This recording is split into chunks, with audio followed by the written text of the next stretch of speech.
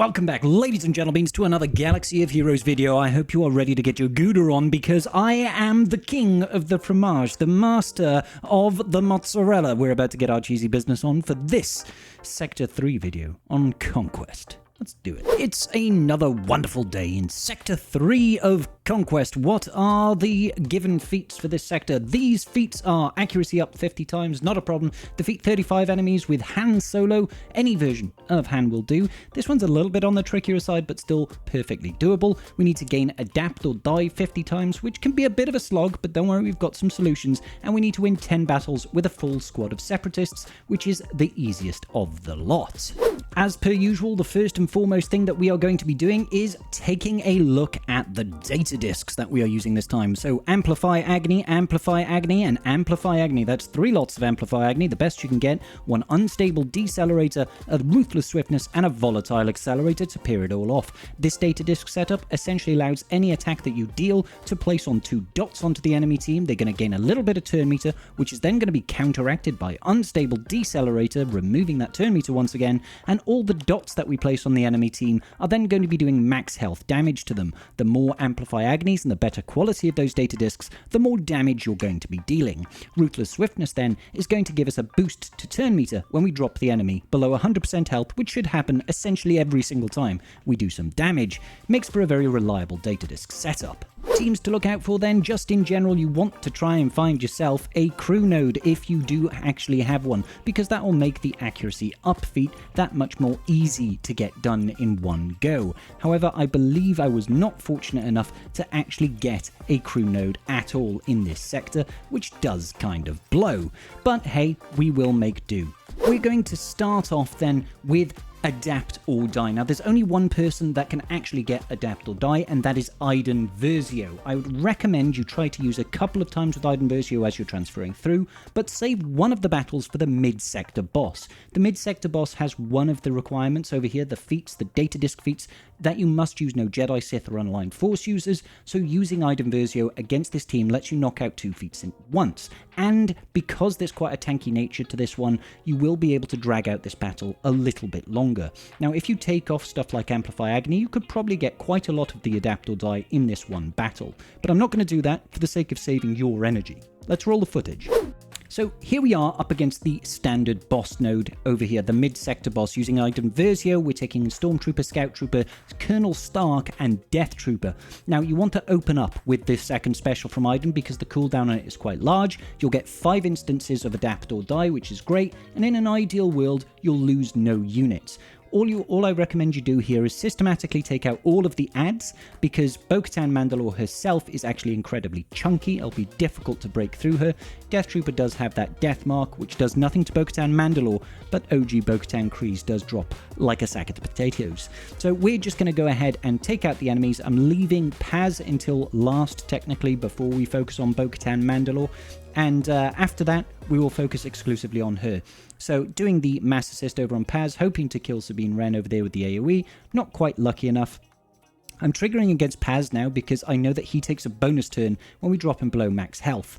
So it's worth us doing that whilst he's stunned, I guess. So second use of Adapt or Die there, that is 10 instances of that buff all in all. Doesn't matter if Bo-Katan Mandalore gets rid of it, we don't have to trigger it, we just have to use it.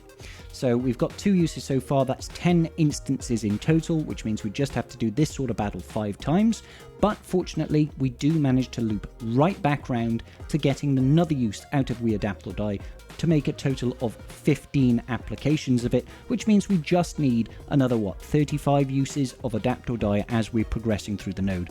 This is a really strong setup in general with Iden Versio because she does take a bonus turn at the start of the encounter, which means you're always going to be able to get at least 5 uses of Adapt or Die as long as you're running a full Imperial Remnant team, Imperial Trooper team, which you absolutely should. Don't go taking in things like Dark Trooper or Moff Gideon or any other leadership Imperial Troopers, because that's not going to, it's going to stop the Adapt or Die ability from actually triggering, okay? So eventually we do chew through Bo-Katan Mandalore. Unfortunately, we can't loop back round to a 4th or 5th.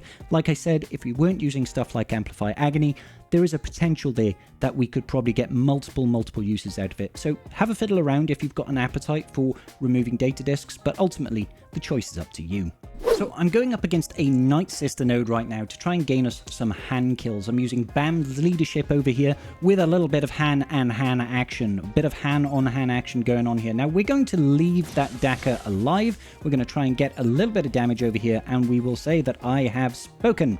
After that, I'm just going to do a basic over here, and then we're just going to go all in on Mami Talzin. We'll get a kill there. Wonderful. Don't go into Whistling Birds. We want to save that as much as possible. And let's see about doing a basic over here. There we go, getting some of those kills and a stun. Now we're looking for Daka to get a revive off in a second. So I'm just going to get this up. Lovely, Daka gets the revive. Boom, we'll get rid of Talia with Han Solo, because that is the aim of the game. And we've got another attack here with Han Solo. There's another kill.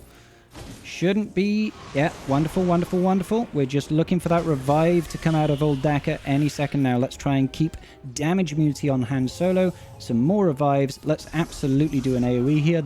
Was not expecting that level of damage. Alrighty then, and that's kind of how you can farm some of the Han kills. I wasn't expecting that damage out of IG-88 there. Maybe don't use IG-11, sorry. Maybe don't use that, but that's one of the teams that you can use with a Han Solo to try and get some kills done. Typically speaking, Night Sisters are pretty good. If you don't find them as you're progressing, there is always the bonus node. Now, of course, you can go in and use teams such as, Empire Lead Thrawn with Volatile Accelerator and Amplify Agony to bring down the max health of the enemy, and then swap turns over to characters like Han to get, 5 kills out of the rip at the start. You'd have to take Vet Han to do an AoE, or you could just use standard CLS to gain some kills with Han as you progress, and then just use the Sector 3 bonus node to finish off those feats. Next up on the chopping block is going to be that accuracy up. I'm using a Seer Junda Cal Kestis setup here with GMY. Essentially, Seer, when she does a basic, will apply accuracy up to the entire team, and when Cal Kestis uses his first special targeting an ally, he's going to pass accuracy up. I do that on Grandmaster Yoda, so Grandmaster Yoda can then spread all of that accuracy up to the rest of the team.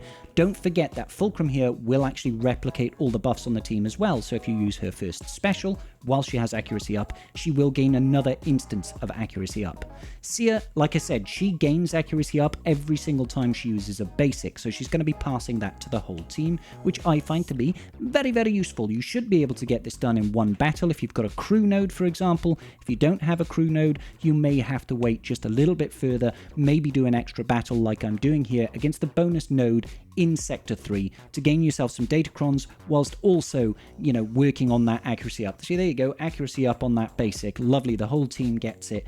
That's going to be 5 instances every single time you do it. When Grandmaster Yoda spreads it, that's another 5 instances. When Cal Kestis passes it, that's another 2 instances. And then Fulcrum can use her first special and regain it again. I've taken in Visas Ma here, so if GMY dies, you can just bring him back to life. See, there's another instance of accuracy up. And the node at the end here with the Night Sisters is quite durable. They've got quite a bit of longevity, so you should be able to get this to drag out for quite some time. Cal Kestis finally getting that impetuous up to maximum is what finishes off these guys. But it's pretty good, pretty reliable way of getting it done, and like I said, you can still farm Datacron materials. Now, if you don't have Seer Junda, or she's rather weak, but you do have someone like either Rey or JML, even better. Not JML, sorry, JMK or someone like that. If you don't have a well-geared Seer, you can start throwing her under the likes of Rey to give her a little bit of extra protection. Cal Kestis again can still pass it, and you can pass it over to Grandmaster Yoda with that additional setup there to spread it wider. You can, if you are using the Conquest Pass Plus, you can use deployable cooling systems to reduce the cooldowns on your special abilities when you gain buffs, and that way you'll easily be able to get it done in just one battle. As for Separatists, we've got 3 pretty decent teams depending on how many Separatists you've got and how well geared they are. As you're progressing through their nodes, I recommend you do start using them. So in teams here, I've been using stuff like standard GG, full GG setup with GG droids. We're using Magna Guard, B2, B1, even Droidica. Send out there with Volatile Accelerator and Amplify Agony. They chew through things. You should be able to get really, really good kills. And obviously, the reactive benefits of B2 can help interrupt the enemy if they got too much speed, so you can start taking turns generating TM and killing the enemy. I like to split it up, GG teams, then you can look at, say, a Trench team if you've got Trench, and even Geonosians.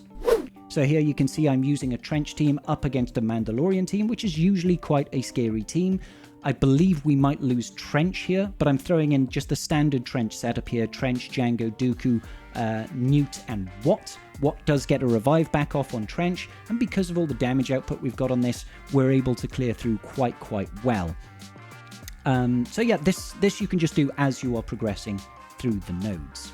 You can even go so far as to using Geos against the mini-boss node. Now, I know we already covered this earlier on, where we were using Iden against the mini-boss to gain We Adapt or Die, but you can also use decent Geonosians. Mine are all sort of Relic 5 to Relic 3 at the most. Using the same setup, I was surprised at how useful this was. It still managed to do it, even though we took a bit of a beating. So I just recovered up here, and eventually we managed to recover. Obviously, we've lost one of the stars here, so you are going to have to repeat it if you do lose it like me. But maybe you guys have got better Geonosians than mine. Mine aren't particularly good. The allies tend to fall very quickly. This is why I decided to take out IG-11, even though... IG-12, sorry, even though he does escape at the end of battle, he's so easy and quick to kill, I thought you might as well just get rid of him.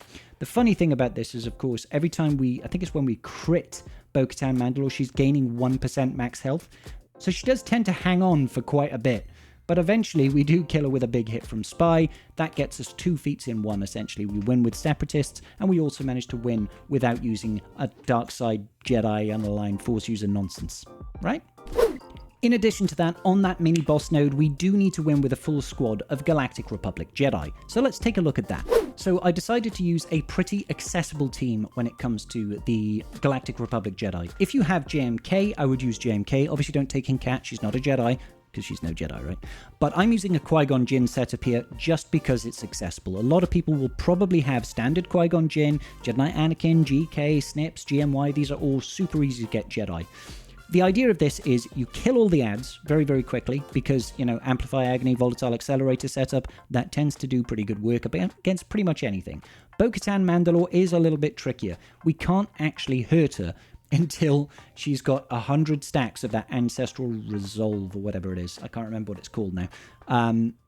Simply because every time we crit her, she's gaining 1% max health, and 1% of the billion health that she's got turns out to be quite a lot. So she actually ends up healing, because it's not healing, she's just gaining max health, more than the damage we can actually output on her, because, you know, Conquest is fabulous. I just love Conquest. She also takes reduced damage from percentile health effects. So I'm just going to skip ahead here, because this takes like an hour. I'll show you. You can see here 4 minutes and 45 seconds left. We're just about to hit 100 stacks. She's got 100 stacks of that Ancestral Resolve, and now we can finally actually start working her down. Other than that, as you're progressing, I think it's when you crit her, she gains an additional stack of it. She gains 1% max health, and then it basically undoes all the damage that you've been doing. When you get to this point, you can just leave it all the way on full auto. Basically, you can do it full auto from the start, just don't target her, and come back in 7 to 8 lifetimes, and she'll be finished.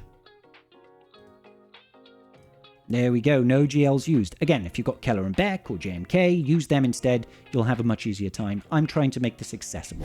All the way at the back then, we are looking at Dark Trooper Moff Gideon and the feats we need for him. Maybe we being friends. Maybe you and I could be friends. Wouldn't that be swell? Alright, so what do we need to do? We need to win with Boss Nass surviving. We also need to win with only dark side characters. Let's take a look. I decided to go Scoundrels for this route, using BAM with Han, Chewie, and Dash and Boss Nass. Now, my Boss Nass is Relic 7, I will say that out the gate. Immediately shoot the Dark Trooper Moff Gideon, and then complete nonsense ensues. It doesn't make any sense. Like, every time I use an ability, all of my characters lose all of their TM. I don't know why. There's nothing that stipulates it should be doing this. But Boss Nass' second special puts out a lot of debuffs, so you basically destroy everybody straight away. I don't actually understand why I never get a turn with anybody. I wish I knew why, to help. But I was doing this, and I was like, no matter what I do, I'll use one move, and then after that, I don't get to do anything. Nothing at all. Absolutely nothing at all. The fact that their Death Trooper put Death Mark on my Boss Nass was actually incredibly helpful, because he's got no max health. So it basically does nothing. They just take infinite turns, and I'm sat here actually going, what? Why don't I get any turns? I don't understand. But don't worry, because I was still able to actually win this. Every time we use that second special with Boss Nass, all hell breaks loose and enemies die. They will revive, like a couple of times. That Dark Trooper at the end, you'll notice that this Dark Trooper is going to revive several times. Nobody knows why. It's a complete mystery. I mean, you can let me know in the comment section down below. This is how I did it. Obviously, if you've got full Gungans, just use full Gungans. I do have full Gungans. I was just trying to use stuff that didn't include them and didn't include a GL. If you've got GL Ray, I would use him under GL Ray. Alternatively, you could probably do stuff like JMK with Wat Tambor and JML with Wat Tambor, Bunch of Jedi and Boss Nass. You know, but this still eventually worked for me. Eventually. Now, Dark Trooper obviously doesn't have a whole lot of health either, but when you put a bunch of debuffs on him like that, he is eventually going to die, and he doesn't have the damage output. So he's got 3 stacks left. I think I just start basicking him, and only using the basic and the second special, because the second special does a boatload of damage, and the basic... Look, we're about to beat him. He's gone, and he's back. Okay, cool. Let's try that again. You got one revive. Surely you won't have another one, right? Right? You won't have another one, right? No, he's back again. Okay, cool. So you had two revives. Let's get rid of you again, shall we? Yep. Come on. Just get rid of him. And he's back. He's back again. 3 revive. What? And 4 revives. Like, what is this Dark Trooper eating? He's had 4 revives so far, on top of the 3 extra lives that he normally has, and 5 revives. And come on.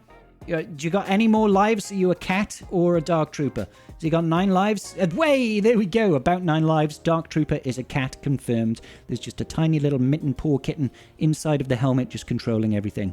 So, it's a weird one, guys. But it works! For the dark side only, I decided to stick with the Separatist theme and use Trench, bringing him firmly off the bench. You could probably use GG as well. Place that weapons tech over there on Newt Gunray. Start putting out stuff. You'll find Dark Trooper Moff Gideon just melts immediately, just straight away. And then they'll do that thing. Do you remember that thing where they just take infinite turns and we don't get to do anything? They kind of do that again. Kind of-ish, but not. Kind of-ish, but not. There we go. I generated some TM. I'm allowed some turns now. Some people are dying. Don't forget, if you kill enemies on Django's turn, they can't revive, so there is that. Yeah, this worked quite well, I felt. This worked quite well. I don't think Dark Trooper gets his 1002 revives this time, but yeah, it works out okay. It works out okay. Maybe we get the kill here. Yeah, that's what doing. Django's clutch, guys. Django's clutch. He prevents those revives. He's a good lad. He's a good egg. Aren't you, Django? You're a good egg. Stormtrooper comes back, though. Shock him down. Boop. There we go. Django's just... He is the MVP. Just use Django, guys. Just use Django. Django works. There we go. Much easier. Much easier than that scoundrel nonsense that we were doing, right? And that's our 10 with full squad of Separatists as well. Perfection. Alrighty, that will do it for Sector 3. Make sure you check out Sectors 1 and 2 if you haven't already. I've already got all of those covered to the gills. Make sure you like and subscribe if you haven't already. And a huge shout out to my wonderful, wonderful patrons. You guys are the business. You know what I mean? I will see you all in the very next video for Sector 4. It'll be up very shortly. Peace out, and may the Force be with you.